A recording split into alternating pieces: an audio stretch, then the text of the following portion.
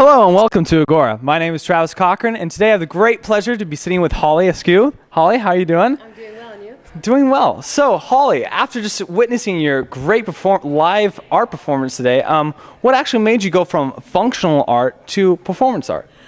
Well, the performance art came into play when I came back here to college and started educating myself in the arts. And I took this incredible class from Ricardo Dominguez, and my eyes were opened as a result of that.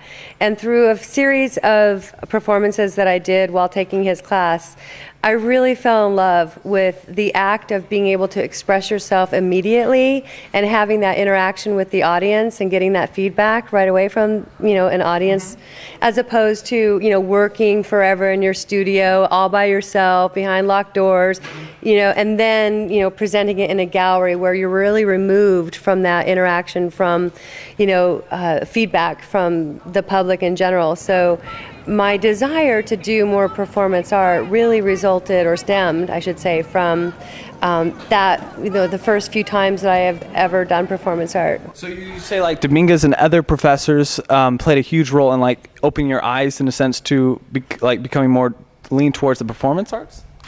Well, yeah, I think I'm a naturally outgoing individual, so I think that there is something that, inside of me that lent itself to the performance. But before I took the performance art class, I was exposed to performance art and kind of thought how strange it was and how weird it was. And so I would say I was pretty closed-minded until I took this course, and then I realized the different techniques and the different applications and the reasons behind, certain acts that are being performed. And once I learned, the backstory to that, and then started applying that to some of the things that I was interested in communicating, things having to do with sexuality, or the relationships between student and professor, and emotions charged by death. Those, when I explored those aspects through performance art, I really enjoyed the interaction that I was able to receive right away. So I guess the answer to the question is instant gratification. Yeah. Very cool. And now I understand that you're a returning student. What made you come back to school? I actually came back to school at the request of my father, my late father, and on his deathbed, he literally took my hand and requested that I go back to school. And I wasn't expecting him to pass away, so I said, yes, Daddy, I will, and kind of thought I was placating him. And, he passed away right after that. And so that was the last conversation I had, and I felt like I needed to honor that. And now I feel like my dad's right here on my shoulder because he did me the best thing and having me, pushing me back to getting my education. Wow, well, I bet your father's really proud of you for fulfilling it. Also, too, have you always considered yourself an artist? Like, what is there any underlying moment or circumstance that actually, hey, I want to become an artist? Or do you see yourself making a career out of this? Or? Yeah, actually, I started, as a self-taught artist. I used to paint, and I used to do it as a hobby. And through the encouragement of friends and family members, you should really pursue that. You're really talented, And I was like, yeah, whatever.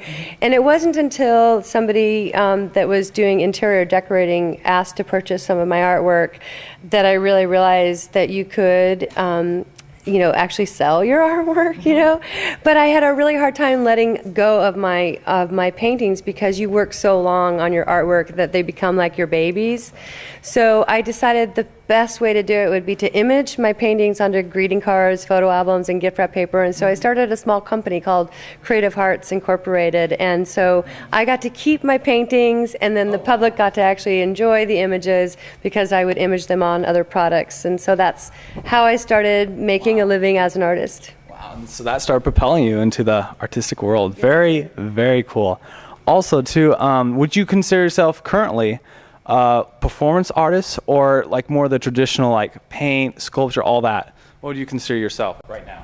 I would say that my interest right now, is definitely peaked, in the performance artist art, territory, primarily because it's what's new to me, and it's this whole area to be explored, but also because I'm looking to incorporate a research aspect into performance art.